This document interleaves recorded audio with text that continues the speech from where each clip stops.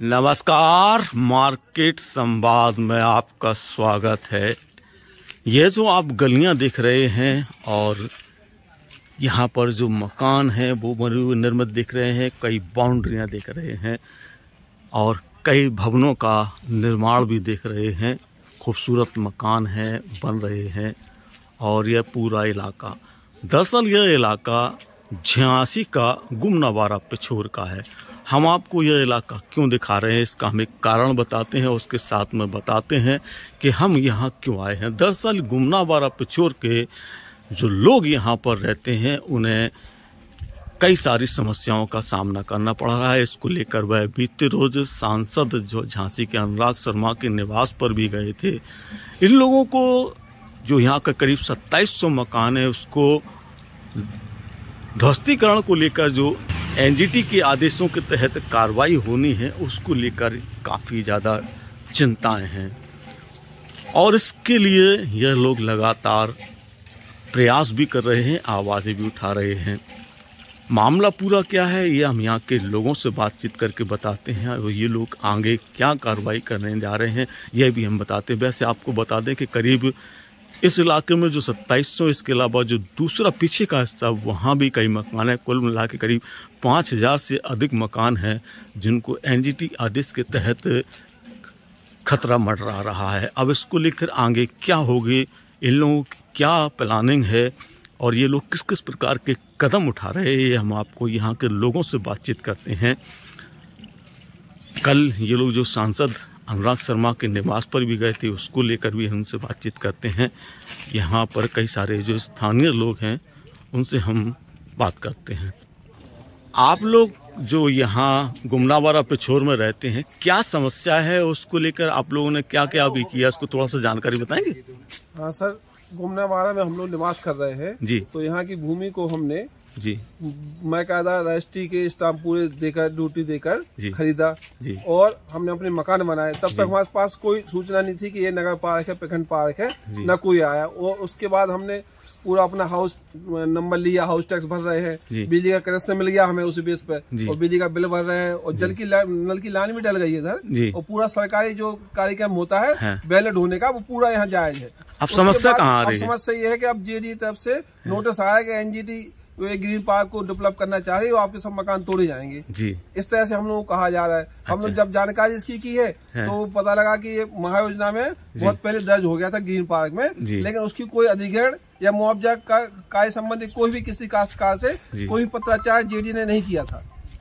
इस कारण से हम लोग को जानकारी नहीं थी कि प्रखंड पार्क में है। अब समस्या एनजीटी ने आदेश कर रखा है कि सबके मकान तोड़ो, तो अब सब लोग बहुत परेशान है हम लोग और इसके लिए हम लोग अब हाई कोर्ट जाने की सोच रहे हैं और जनप्रतिनिधियों से मिल रहे हैं, जहाँ से भी राहत मिले उसके लिए संबंध में हम लोग अपना कार्यक्रम चला रहे हैं। और घर में रहना अब दुश्वार है, अब दिन रात सड़क पे ही घूमना है। अच्छा। और इसको लेकर आप लोगों ने जो सांसद के यहाँ गए थे आप लोगों ने और आने सांसद के यहाँ कल जैसे आप लोगों ने वहाँ पर ज्ञापन भी दिया है, तो सांसद की ओर से और जो विधायक हैं, महापौर हैं, उनकी ओर से कुछ आप लोगों को बातचीत हुई है? हाँ, सांसद जी क्या गए थे हम ज्ञापन देने के लिए, तो सांसद जी ने बताया है कि इस संबंध में हम आपकी मामला को निपटाने के बारे में विचार कर रहे हैं और उच्च अधिकारियों से बात कर रहे हैं, तो जो भी निर्णय होगा आपको बता दिया जाएगा। इसके बाद महापौर महोदय से मिले तो उन्हें याद दिलाया कि आपने चुनाव के समय जो घोषणा की थी कि हम किसी भी गुमनाबाड़ा, पिछोर, महाराणा प्रताप में जो भी एरिया ग्रीन बेल्ट में यहाँ जो निर्माण हो गया उनका ईंट नहीं गिरने देंगे।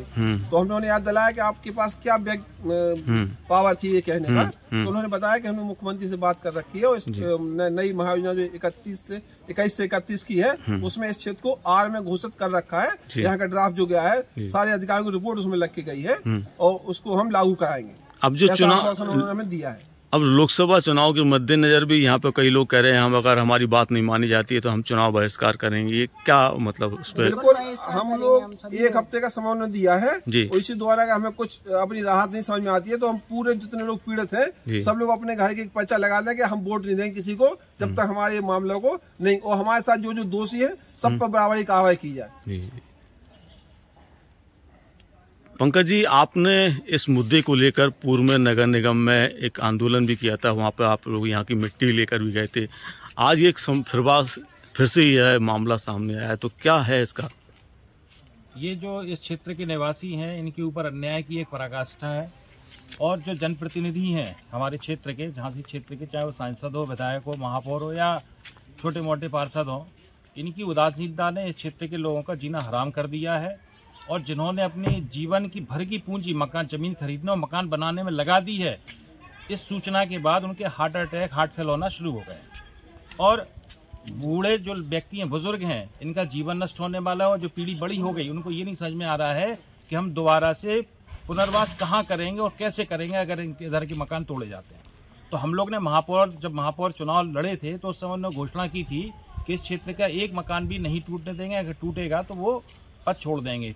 तो हम लोग ने इसी आधार पर जब नगर निगम की पहली बैठक हुई 23 जून को, तो हम लोग ने इस क्षेत्र के जो मकान तोड़े गए थे 6, और उसके बाद 2 और तोड़े गए, लगभग 10 मकान तोड़े गए। तो उनकी जो गुम्मे ईंट थी उनको मटके में भर के महापौर को भेंट करने गए थे। तब उन्होंने भी आश्वासन दिया था कि अब इस तरह का कोई घटनाक्रम नहीं होगा। लेकिन उसके 10 दिन बाद ही पुनः 4 मकान यहाँ पे तोड़े गए। तो इसका मतलब यह है कि जनप्रतिनिधि यहाँ के लोगों में झूठ बोल रहे हैं और यहाँ के लोगों को धोखा देने में लगे हैं। तो हम लोग इसके लिए बड़े आंदोलन की तैयारी में और निश्चित रूप से हम लोग सफल होंगे।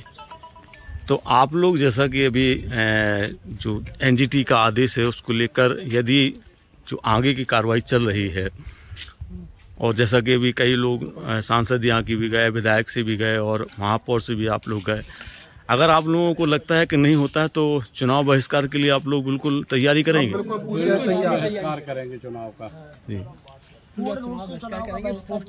चिपका देंगे जी, पोस्टर बनवा के भी चिपका देंगे, जिससे सारी सब लोग देख लेंगे कि ये चुनाव बहिष्कार कर किस वजह से कर रहे हैं जी। और हम लोग यहाँ परेशान, पूरी जिंदगी की कमाई यहाँ लगी हुई है। सही बात है।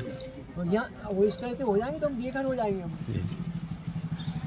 तो ये गुमनावाड़ा पिछोर के लोग हैं, जो यह लोग एनजीटी के जो आदेश के बाद यहाँ पर कार्रवाई की जो संभावना है उससे फिलहाल दहशत में है, और सभी लोग चाहते हैं कि इसका रास्ता निकले, समाधान निकले।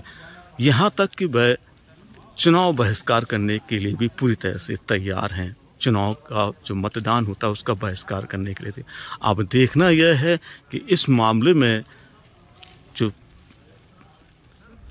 प्रतिनिधि हैं, जनप्रतिनिधि हैं, वो क्या इसमें भूमिका निभाते हैं, क्योंकि यह लोगों की जिंदगी भर की कमाई और उनकी उम्मीदों का मामला है। जो टूट गया तो यह लोग बिखर सकते हैं। फिलहाल आगे अच्छा ही हो, इसको लेकर इनके मन में एक उम्मीद भी है। देखते हैं आगे क्या होता है। मार्केट संवाद की रिपोर्ट, झांसी।